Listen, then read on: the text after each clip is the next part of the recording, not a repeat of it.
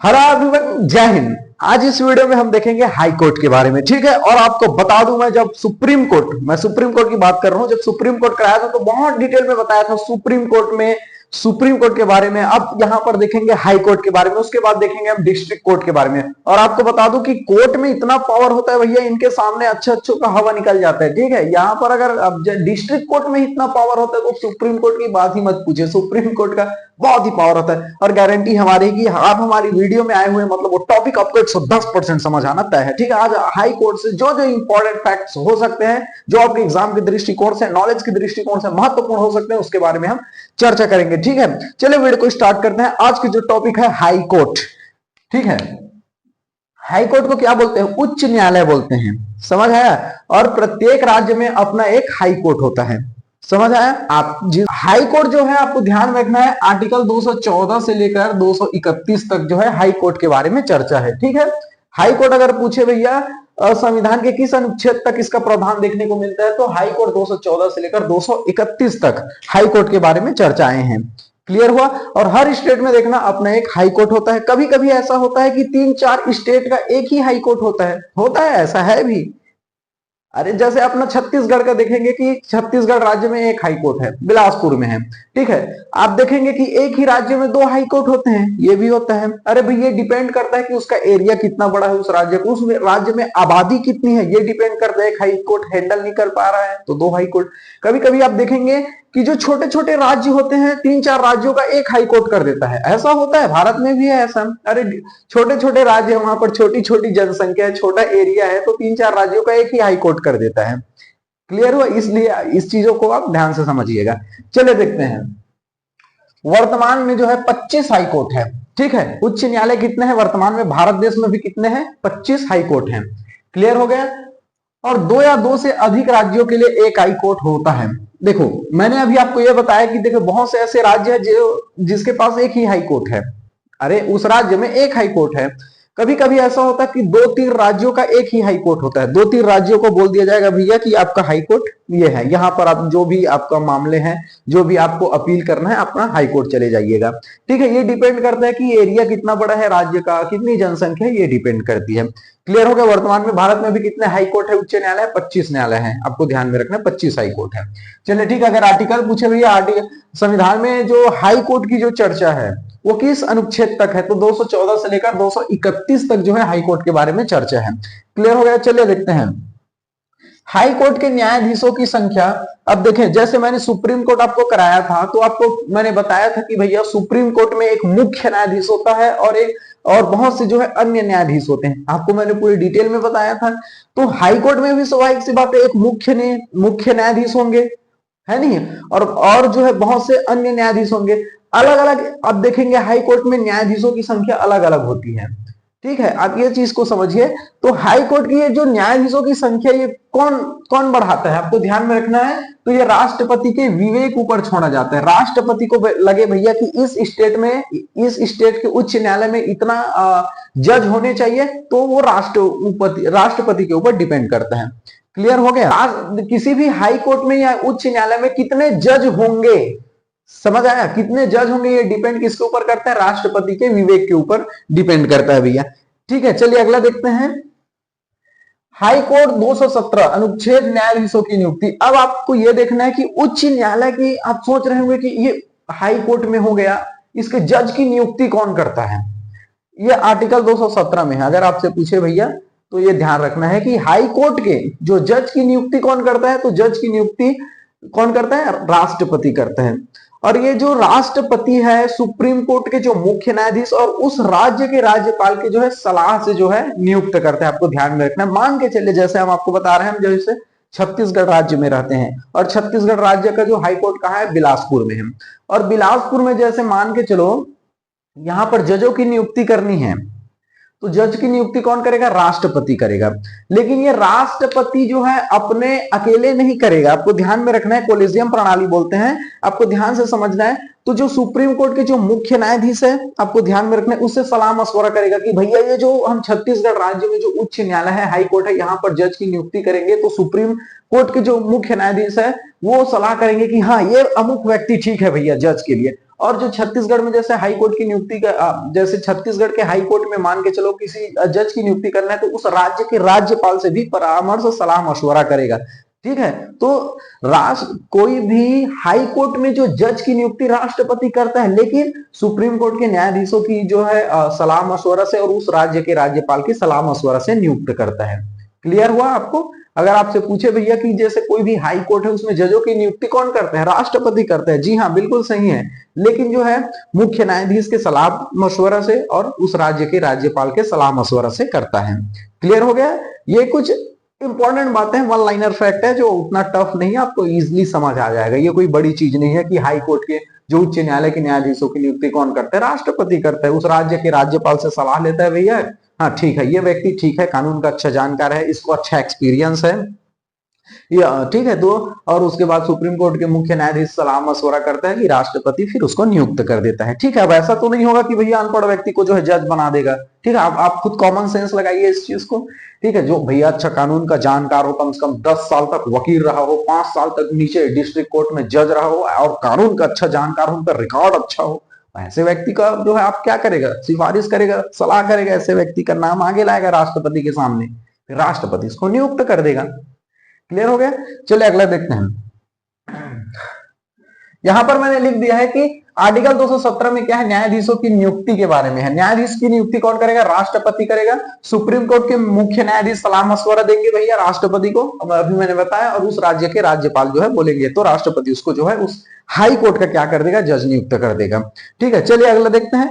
High court न्यायाधीश की योग्यता। अब देखो, मान के चले जैसे आपको डिप्टी कलेक्टर बनना है, तहसीलदार बनना है, एसडीएम बनना है, तो भैया आपकी क्या योग्यता होना चाहिए? ऐसा नहीं होगा कि आप भैया 10वीं पास कर लिए बस एसडीएम बन गए, ऐसा थोड़ी ना होगा। ठीक है, आपको प्रॉपर क्या करना है? ग्रेजुएशन होना चाहिए, फिर आपको जो है पीसीएस का एग्जाम निकालना पड़ेगा, जिस भी स्टेट में रहते हैं प्रीलिम्स मेंस इंटरव्यू निकालना पड़ेगा। ठीक है, तब जाकर ये आपकी योग्यता है। आप पता चला कि हमको 12 साल में एसडीएम बनना है, थोड़ी ना बन पाओगे आप, कुछ तो योग्यता होनी चाहिए ना। उसी प्रकार से हाई कोर्ट में अगर आपको जज बनना है तो क्या योग्यता होना चाहिए? सबसे पहले भारत का नागरिक हो, ये होना चाहिए, कानून का अच्छा जानकार होना चाहिए, जैसे कि वो हाई कोर्ट में कम से कम 10 साल तक वकील रहा हो और डिस्ट्रिक्ट कोर्ट में 5 साल जज रहा हो, भाई तभी तो उनको एक्सपीरियंस रहेगा ना, तब जाकर उनको हाई कोर्ट का जो है जज बनाया जाएगा, मुख्य न्यायाधीश बनाया जाएगा। क्लियर हुआ? ये योग्यता होनी चाहिए उनमें। तो आपको ध्यान में रखना है, ये कोई बड़ी चीजें नहीं है। हाई कोर्ट का कम से कम कितने साल? 10 साल तक वकील रहा हो और डिस्ट्रिक्ट कोर्ट में 5 साल जज रहा हो। ठीक है, तो ये आपको ध्यान में रखना है। चलिए अगला देखते हैं, हाई कोर्ट न्यायाधीश। अब हाई कोर्ट न्यायाधीश कितने साल तक अपने पदावधि रहेगा? हाई कोर्ट के जो न्यायाधीश है वो कितने साल तक अपने कार्यकाल पर बना रहेगा? 62 साल, 62 आपको ध्यान में रखना है। सुप्रीम कोर्ट 65 साल तक रहता है और हाई कोर्ट जो है 62 साल तक रहता है, ये आपको ध्यान में रखना है। उसके बाद ये क्या हो जाते हैं? सेवानिवृत्त हो जाते हैं, रिटायर हो जाते हैं। आपको ध्यान में रखना है, जो हाई कोर्ट के मुख्य न्यायाधीश होता है, एक होता है मेन, उसको बोला जाता है मुख्य न्यायाधीश, और बहुत से अन्य न्यायाधीश होते हैं। तो मुख्य न्यायाधीश का जो वेतन होता है 2.5 लाख रुपए होता है। ठीक है, वर्तमान में, अब वर्तमान में भी 2.5 लाख रुपए है, और जो अन्य और न्यायाधीश है उसका 2,25,000 रुपए है, और ये राज्य की संचित निधि से दिया जाता है। आपको ध्यान में रखना है, ये बहुत ही इजी है, ऐसा इसमें कोई ज्यादा ध्यान देने वाली बात नहीं है कि आर्टिकल आपको याद करना पड़ेगा, ऐसा नहीं है। जैसे आपको ध्यान में रखना है आर्टिकल 214 में क्या है भैया? हाँ, इसमें हाई कोर्ट के बारे में है कि प्रत्येक राज्य का एक उच्च न्यायालय होगा, इसको ध्यान में रखना है।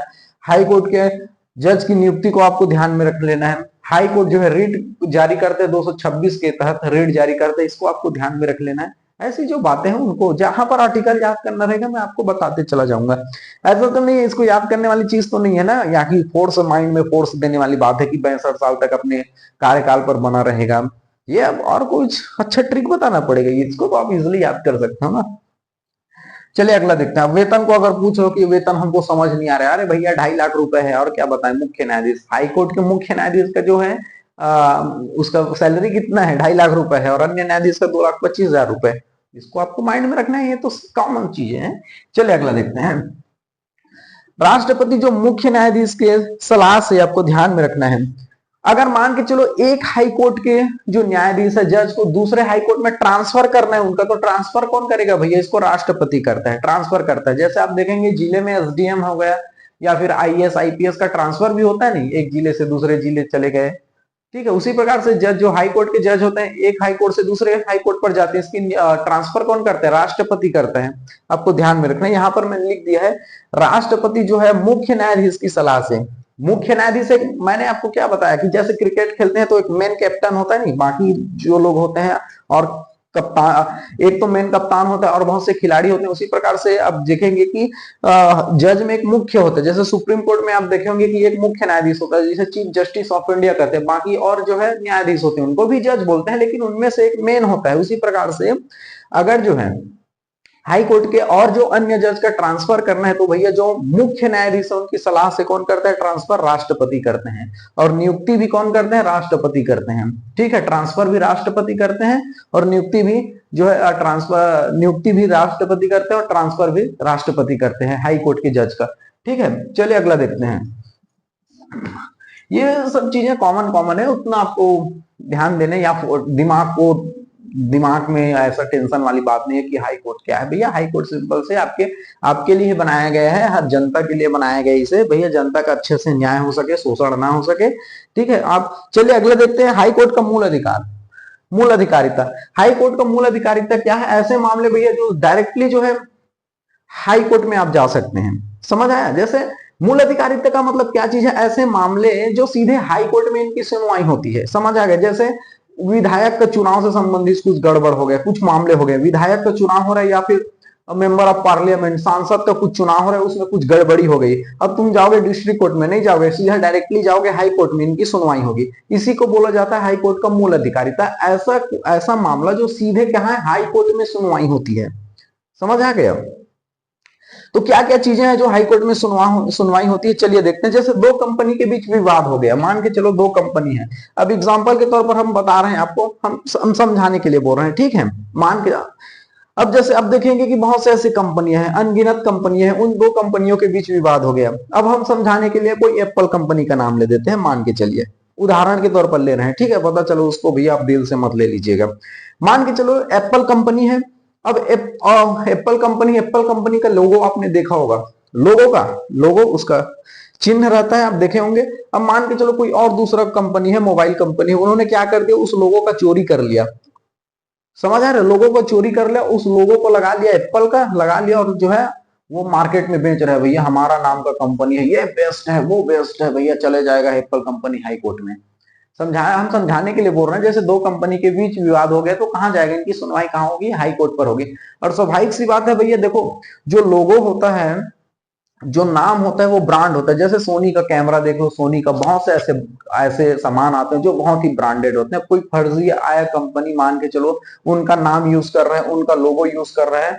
भाई देखो माइंड में लोगों का क्या है कि देखो सोनी का जो कैमरा है, सोनी का जो माइक है, जैसे सैमसंग का हो गया, एप्पल के, इनकी जो भी सामान आती है बहुत ही ब्रांडेड रहती है। अब कोई इसका फर्जी नाम यूज कर रहा है, इनका अब नाम ही सुनकर जनता भरोसा करते हैं इन कंपनी के ऊपर। कोई फर्जी आया, भैया ये सैमसंग का मोबाइल आपको चूना लगा रहे हैं उतने रेट में, और पता चला कि जो फर्जी कंपनी आया हुआ है उसका नाम यूज करके लोगों को ठग रहा है, और मोबाइल लिया मान के चलो सैमसंग का, फर्जी कोई बना दिया नाम, लोगो यूज करके वो चल ही नहीं रहा है। लोगों में विश्वास उसका टूटता हुआ चला जाएगा सैमसंग का, क्योंकि अरे भैया सैमसंग, ओरिजिनल सैमसंग में क्वालिटी है, और कोई फर्जी यूज कर रहा है, उसका नाम बदनाम हो रहा है कि सब अब लोग, भाई वो तो ठगी कर रहे हैं उसका नाम यूज करके, लोगो यूज करके। तो आपको ध्यान में रखना, दो कंपनी के बीच अगर कुछ विवाद होता है तो ये डायरेक्टली कहां पर जाते हैं? हाई कोर्ट पर जाते हैं।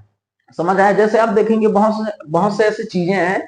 अब मान के चलो भैया, कभी कभी ऐसा होता है कि केवल आप जो है उनके नाम सुनकर वो सामान आप खरीदने के लिए तैयार हो जाते हैं, कोई भी कीमत पर, क्योंकि आपको भरोसा है उस सामान पर, उस कंपनी पर आपको भरोसा है कि हाँ भैया इस कंपनी का अमुक सामग्री जो है बहुत ब्रांडेड होता है, टिकाऊ होता है, जितनी प्राइस हम दे रहे हैं हम उससे संतुष्ट हैं, लेकिन वो क्वालिटी रहता है। कोई यूज कर रहा है फालतू का, अरे कोई कॉपी पेस्ट मान लिया यूज कर रहे हैं भैया, उसके नाम को बदनाम कर रहे हैं, उसके नाम के पीछे वो पैसा कमा रहा है, ठगी कर रहा है।